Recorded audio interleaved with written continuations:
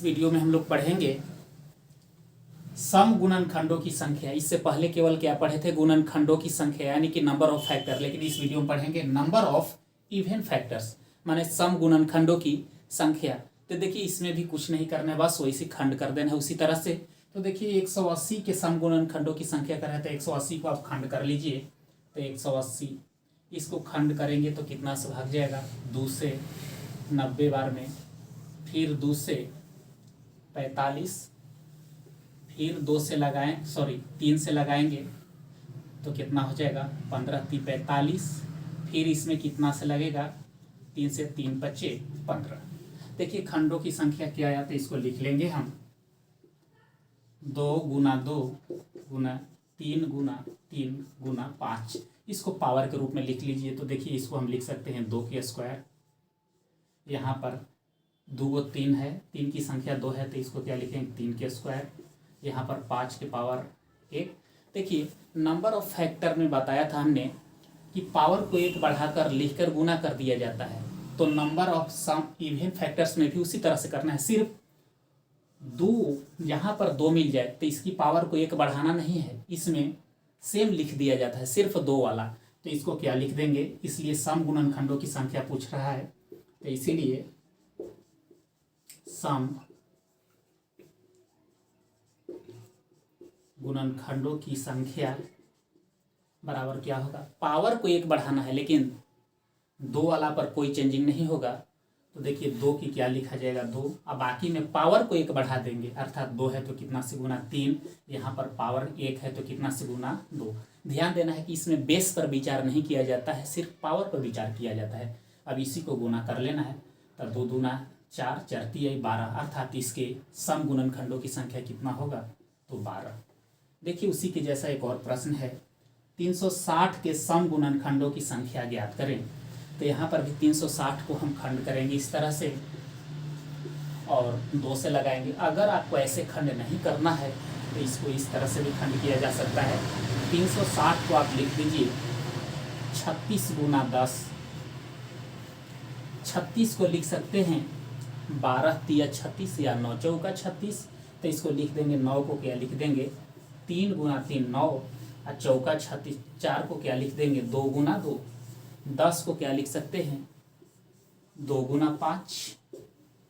अब इसको पावर के रूप में लिख दीजिए। तो 2 की संख्या कितनी है? 3। तो यहाँ पर लिख देंगे 2 के पावर 3। 3 की संख्या कितना है? 2। तो 3 के स्क्वायर। 5 के पावर कितना? 1। तो कह रहा है सम गुणनखंडों की संख्या, इसलिए सम गुणनखंडों की संख्या पावर को 1 बढ़ा देना है लेकिन 2 वाला को कोई पावर नहीं बढ़ेगा।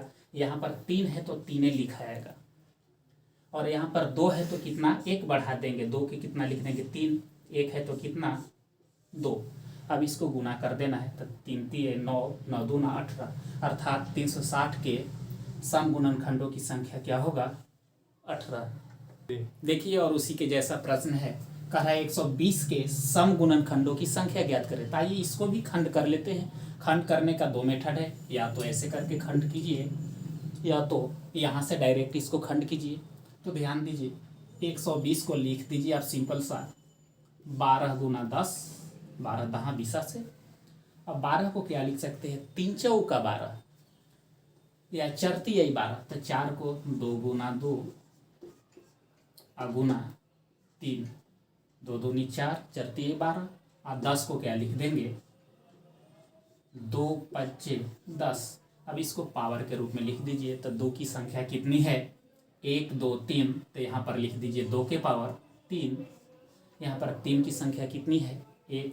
तो 3 के पावर 1। 5 की संख्या कितनी है? तो 1। तो 5 के पावर 1।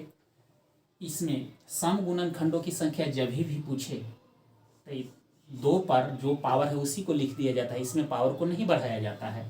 तो इसीलिए क्या होगा? सम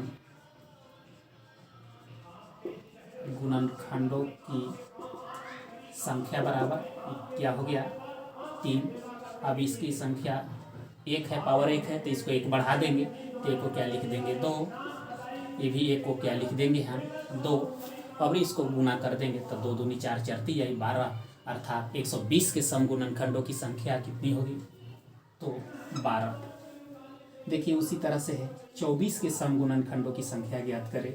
बिल्कुल इसी के जैसा प्रश्न है, तो इसका जवाब आप लोगों को हमें कमेंट्स करके बताना है। यदि वीडियो में कहीं पर त्रुटि नज़र आए तो हमें कमेंट्स करके बताएं, हम उसे सुधारने का प्रयत्न करेंगे।